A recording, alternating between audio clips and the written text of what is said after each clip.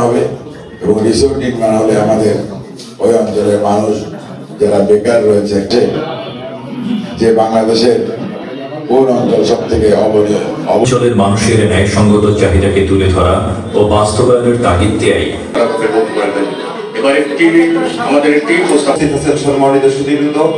আগামী 12 তারিখে জাতীয় সংসদ এবং খুলনা 6 আসনের ইসলামী আন্দোলনের আসছেন, উনি একটা সাক্ষাৎকার দিচ্ছেন, যার কারণেই আমার সামনে উপস্থিত সম্মানিত সুধীবৃন্দ, আসসালামু আলাইকুম।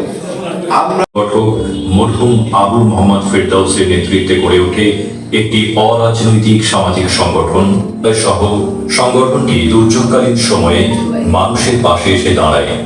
কালের পরিক্রমায় পরীক্ষিত এই সংগঠনটি এই দাবির সঙ্গে একটা হচ্ছে আঞ্চলিক দাবি, আমাদের এই অঞ্চলে যেগুলো আছে, একটা হচ্ছে কেসিসির কি কি বিষয় আছে। আমরা জাতীয় দাবি দিয়েছি 23টা, আমরা কেসিসি দিয়েছি 15টা, আর কেডিএল দিয়েছি 12টা। বন্ধ হয়ে গেছে 5 বছরের মতো। এই পার্কল চালু করার জন্য আপনি কোনো ব্যবস্থা নেবেন কিনা? 2 হচ্ছে রেলিগেটের একটা ব্রিজ 2024 সালের 5ই আগস্টের পর বন্ধ আছে। এই ব্রিজটি চালু করার কোনো ইচ্ছা বা কোনো কথা আপনি সংসদে নির্বাচিত লোক তুলে ধরবেন কিনা? শুধু খুলনা শহর নয়, সারা বাংলাদেশে আমরা সামাজিক নিরাপত্তা চাই, আমরা চাঁদাবাজবিহীন শহর চাই, আমরা মেধাহীন নেতৃত্ব চাই না, আমরা মেধাবী নেতৃত্ব চাই। তাহলে ওইখানে টেকসই বাঁধ এবং ব্রিজ নির্মাণ হলে নতুন নতুন শিল্প কলকারখানা প্রতিষ্ঠিত হবে। এই অঞ্চলের মানুষ যে বেকারত্বে ভুগছে, অনেক ছেলে মেয়েরা সেখানে চাকরি পাবে, তাদের বেকারত্ব ঘুচাবে।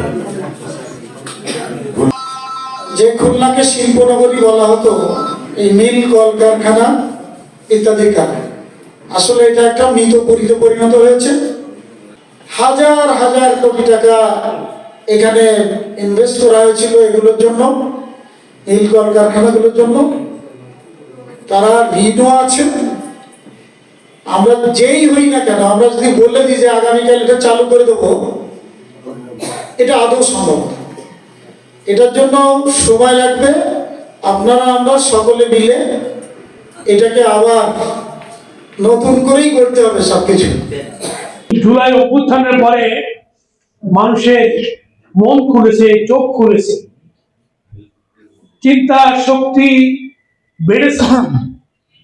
মানুষ আগামী বাংলাদেশ দেখতে চায়, সমৃদ্ধির বাংলাদেশ, সেটা মানবিক বাংলাদেশ। সুশাসনের পরিকল্পনা আছে, ন্যায় ভিত্তিক সমাজের পরিকল্পনা আছে, এবং যেটি দরকার সেটি হচ্ছে যে